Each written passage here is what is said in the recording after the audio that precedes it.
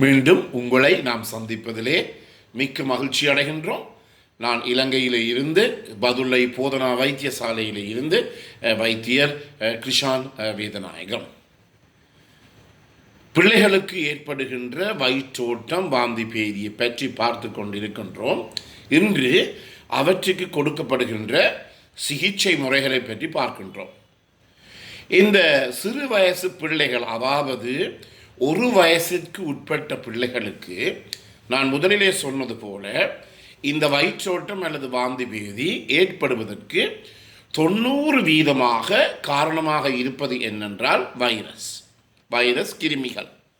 அதில் முக்கியமாக நொட்டா வைரஸ் என்றும் நொரோ வைரஸ் என்றும் 2 வகைகளான வைரஸ்கள் இருக்கின்றது. என்றபடியினாலே இந்த சிறு பிள்ளைகளுக்கு இந்த வைரஸினாலே வயிற்றோட்டம் ஏற்படாமல் இருப்பதற்காக இந்த ரொட்டா வைரஸிற்காக தடுப்பு மருந்து இப்போது உலகம் முழுவதும் இருக்கின்றது. எங்களுடைய நாட்டை பொறுத்த மட்டிலே எங்களுடைய தேசிய தடுப்பு மருந்து அட்டவணை, நேஷனல் இம்யூனைசேஷன் ஷெட்யூல், தேசிய தடுப்பு மருந்து அட்டவணையிலே அந்த தடுப்பு மருந்து உள்ளடக்கப்படவில்லை. என்றாலும் கூட மற்ற நாடுகளிலே இந்த ரொட்டா வைரஸிற்குரிய தடுப்பு மருந்தானது உலகம் முழுவதும் கொடுக்கப்படுகிறது. எனவே இது வாய் மூலமாகத்தான் இந்த தடுப்பு மருந்து கொடுக்கப்படும். ஒரு பிள்ளையினுடைய வயசு 2 மாதம், ஒரு பிள்ளையினுடைய வயசு 4 மாதம், திருப்பி மீண்டும் 6 மாதம், இந்த 3 தடவைகளும் இந்த ரொட்டா வைரஸுக்குரிய தடுப்பு மருந்துகள் எங்களுடைய பிள்ளைகளுக்கு கொடுக்கப்படுகிறது. எனவே இந்த நிகழ்ச்சியை கேட்டுக்கொண்டிருக்கின்ற 3ஆம் உலக நாடு மக்களாக இருக்கலாம், அல்லது உங்களுடைய நாட்டிலே இந்த ரொட்டா வைரஸிற்குரிய தடுப்பு மருந்து கொடுக்கப்படாத நாடாக இருந்தால் உங்களுடைய குடும்ப வைத்தியரிடம் போய் கேட்டு இந்த ரொட்டா வைரஸிற்குரிய தடுப்பு மருந்தை நீங்கள் ஏற்றுவது மிகவும் நல்லது. இல்லாவிட்டால் இந்த சிறு பிள்ளைகளுக்கு அடிக்கடி இந்த ரொட்டா வைரஸின் காரணமாக இந்த வயிற்றோட்டம் அல்லது வாந்தி பேதி ஏற்படக்கூடிய சந்தர்ப்பங்கள் இருக்கின்றது.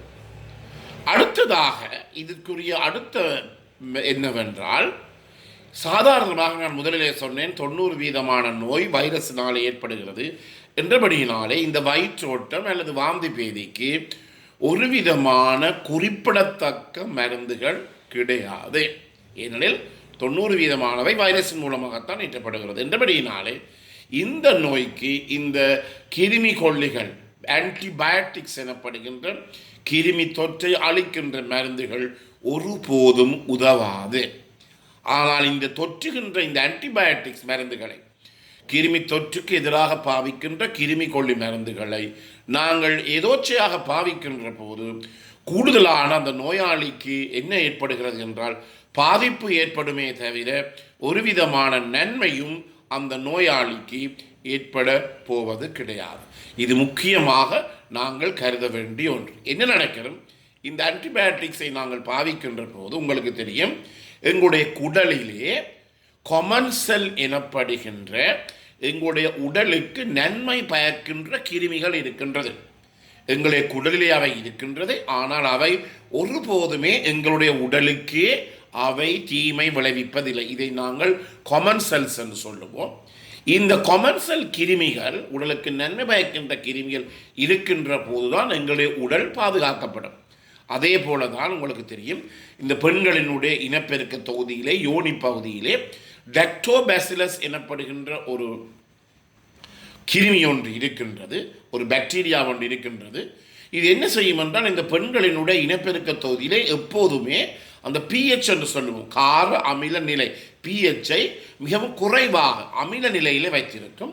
எனவே அமில நிலையில் வைத்திருக்கின்ற போது இந்த பெண் உறுப்பானது ஏதாவது ஒரு வெளியிலே இருந்து வருகின்ற கிருமிகளுக்கு முகம் கொடுக்கின்ற போது அல்லது கிருமிகளினாலே தாக்கப்படுகின்ற போது இந்த லாக்டோபாசிலஸினால் உருவாக்கப்படுகின்ற இந்த அமில ஊடகம் என்ன செய்யும் என்றால் இந்த கிருமிகளை எல்லாம் அழித்துவிடும். அதே போல தான் எங்களுடைய உடலிலே குடல் பகுதியிலும் உடலுக்கு நன்மை பயக்கக்கூடிய பல கிருமிகள் இருக்கின்றது. உதாரணமாக பிஃபிடஸ் எனப்படுகின்ற ஒரு நோய்க்கிருமி. இது என்ன செய்யும் என்றால் ஒருபோதுமே எங்களுடைய உடலுக்கு பாதிப்பை ஏற்படுத்தாது, நன்மையைத்தான் ஏற்படுத்தும். எனவே நாங்கள் இந்த ஆன்டிபயோட்டிக்ஸை இந்த கிருமி கொல்லிகளுக்கு பாவிக்கின்ற மருந்துகளை எதோச்சியாக பாவிக்கின்ற போது இந்த உடலிலே இருக்கின்ற உடலுக்கு நன்மை பயக்கக்கூடிய கிருமிகள் எல்லாம் செத்து போய்விடும். எனவே நன்மை பயக்கக்கூடிய கிருமிகள் செத்து போனால் அந்த இடத்திலே உடலுக்கு தீமை விளைவிக்கக்கூடிய கிருமிகள் பலகி பெருகக்கூடிய சந்தர்ப்பம் ஏற்படும்.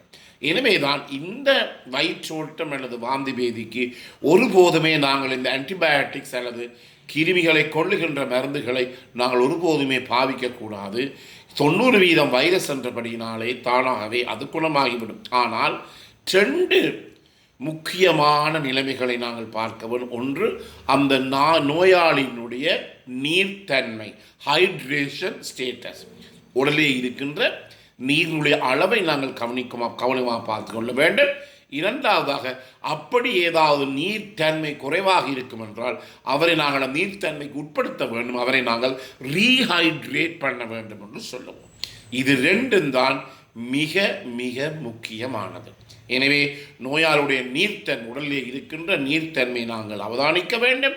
இரண்டாவதாக என்ன நடைபெறும் என்றால், இரண்டாவதாக நாங்கள் நீர்த்தன்மை குறையும் என்றால் அந்த நீர்த்தன்மையை அதிகரிக்கிறதற்குரிய வழிமுறைகளை நாங்கள் பாவிக்க வேண்டும். இந்த உடலிலே இருந்து இந்த நீர்த்தன்மை இழக்கின்ற போது அது 3 வகையான கட்டங்களாக பிரிக்கப்படுகிறது. Mild, moderate, severe. முதலாவது மிகவும் கொஞ்சமானது நீரிழப்பு, 2வது மத்தியமமானது மொடரேட், 3வது மிக கூடிய நீரிழப்பு. எனவே இதை நாங்கள் இது பெரியொரு பிரச்சனையாக இருக்க முடியாது. சாதாரணமாக ஒரு நோயாளிக்கு போதுமான அளவு சிறுநீர் வெளியேறுகிறது, கண்களிலே இருந்து கண்ணீர் வருகிறது, அந்த நோயாளி எங்களுடன் கதைத்து கொண்டிருக்கின்றார் என்றால் நாங்கள் மிகவும் மென்மையான மைல்டு என்று சொல்லுவோம். மிகவும் குறைந்த அளவு நீரிழப்பு தான் அந்த நோயாளிக்கு ஏற்பட்டிருக்கிறது நிலைகளை என்பதை நாங்கள் அறியக்கூடியதாக இருக்கும். அவருக்கு நன்றாக சிறுநீர் வெளியேறுகிறது, அழுகின்ற போது கண்ணீர் வருகிறது, உடம்பெல்லாம் நல்லாக இருக்கின்றது, தோலை அப்படி பிடித்து பார்த்தால் நல்ல நீர்த்தன்மையுடன் தோல் இருக்கின்றது. அதான் நீரிழப்பு ஏற்படுமாக இருந்தால் அப்படி தோலை 2 பக்கம் அமர்த்தி பிடித்தால் அப்படியே இருக்கும், உடனே மீண்டும் போகாது. எனவே இவையெல்லாம் இந்த மைல்டு எனப்படுகின்ற மிகவும் குறைந்த அளவு நீர்த்தன்மை குறைகின்ற போது ஏற்படுகின்ற பிரச்சனையாக இருக்கின்றது. மொடரேட்டன் அடுத்தது அந்த குறைந்த அளவில் என்ன, நோயாளி தண்ணீரை கேட்டு கேட்டு வாங்கி குடிப்பார். இது மிக முக்கியமானது. எனக்கு தண்ணீர் தாருங்கள், குடிக்க ஏதாவது உணவுப் பொருட்கள் தாருங்கள், அல்லது ஏதாவது ஒன்று செய்து தாருங்கள், ரசத்தை ஏதாவது செய்து தாருங்கள், அல்லது பாயாசத்தை செய்து தாருங்கள், அல்லது கஞ்சியை செய்து தாருங்கள் என்று நோயாளி கேட்டு கேட்டு கேட்டு குடிப்பார். இந்த மிக குறைந்த அளவு நீரிழப்பு ஏற்படுகின்றது, மைல் லெவலில் நீரிழப்பு ஏற்படுகிற போது நோயாளி எல்லாத்தையும் விரும்பி வாங்கி குடிப்பார். எனவே இந்த நிகழ்ச்சி உங்களுக்கு பிடித்திருந்தால் இந்த நிகழ்ச்சியை நீங்கள் கேட்காதவர்களுக்கு அறிமுகப்படுத்துங்கள். இதை லைக் பண்ணலாம், ஷேர் பண்ணலாம். இதற்கு மேலே இருக்கின்ற இந்த மணி சின்னத்தை பெல் சைனை அமர்த்தி நீங்கள் இதை சப்ஸ்கிரைப் பண்ணலாம். மீண்டும் உங்களை நாங்கள் இன்னொரு நிகழ்ச்சியிலே சந்திப்போம். ஏதாவது சந்தேகங்கள் இருந்தால் மேலதிக விவரங்களுக்கு 009477735625 என்ற தொலைபேசிக்கு தொடர்பு கொள்ளுங்கள். மீண்டும் உங்களை சந்திப்போம். நன்றி, வணக்கம்.